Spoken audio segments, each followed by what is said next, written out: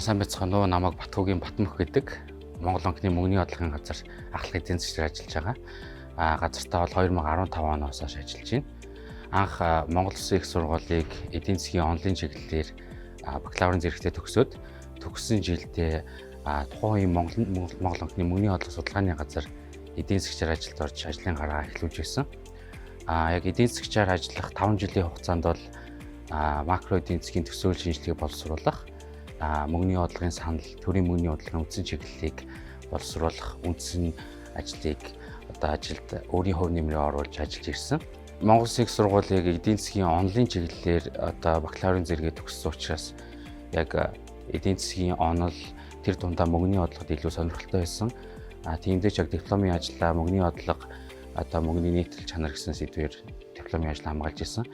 Тэгэхээр тухайн жилд яг миний төгссөн жил 15 оны 6 сард Монгол банкны мөнгөний бодлогын газар 3 эдийн засгч авахар юм зар орж ирсэн их завшаан тэрэг болсон. Тэгээд тэр шалгуулалтад орж тэнцээд тэгээд 15 оноос хойш ажлын гараа эхлүүлээд тэгээд тухайн үед бас маш олон манай ахлах захирлууд бол ингээд надад их олон төрлийн заавар зөвлөгөөр тус дэмжлэг болсны үр дүнд макро эдийн засгийн төсөөлөл шинжилгээг боловсруулах ур чадварыг илүү сайн эзэмшиж мэргэжлийн ур чадвараа сайжруулсны үр дүнд дараагийн түвшний боловсролыг эзэмшиж ингэж явсан гэж өөрийгөө боддог.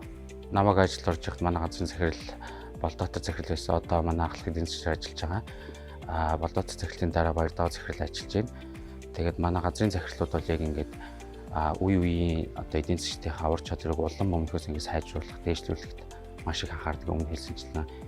За 5 жил ажилласны дараагаар би 2020 онд Америк нэгдсэн улсын Харвард их сургуульд хөгжлийн эдийн засгийн чиглэлээр магистрийн хөтөлбөр суралцаад 2022 онд эргэж ирээд газартаа ахлах эдийн засгчаар томилогдож ажиллаж байна.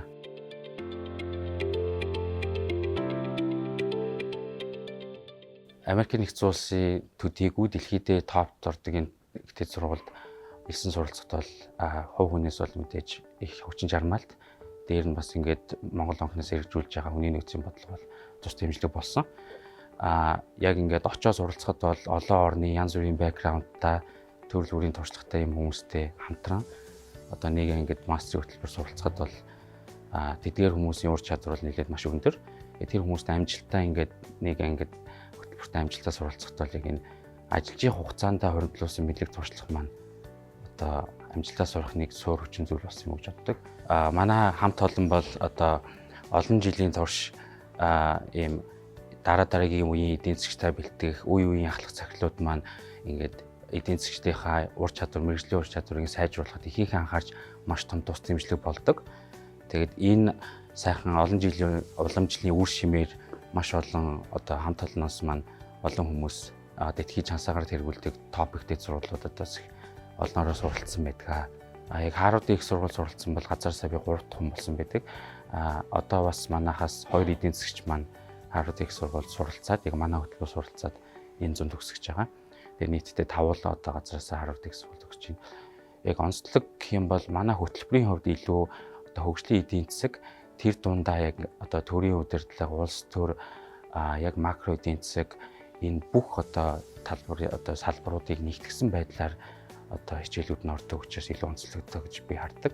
Тийм ч учраас олон орноос ингээд янз бүрийн бэкграундтай туршлагатай хүмүүс ирж суралцдаг тийм хөтөлбөр байгаа. Мэдээж чансаагаараа нэгдүгээрт ордог учраас тэнд бол маш их хүчин чармаалт гарах шаардлагатай болдог.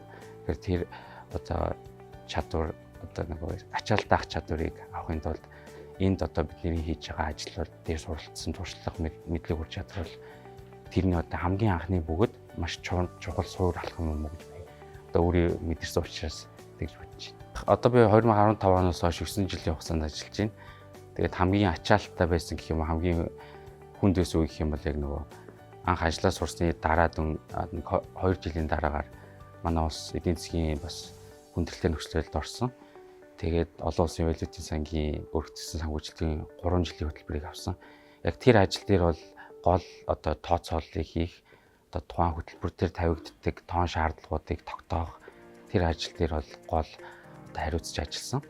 Яг тэр хугацаанд бол их ачаалтайгийн дээр их тийм хариуцлагатай ажил учраас илүү хүчин чармайл гаргах шаардлагатай байсан. Тэр хугацаанд илүү их би өөрийгөө хөгжүүлж, сайжруулж чадсан учраас тэр үеийг бол хамгийн сонирхолтой бөгөөд чаленжинг үе гэж тодорхойлдог.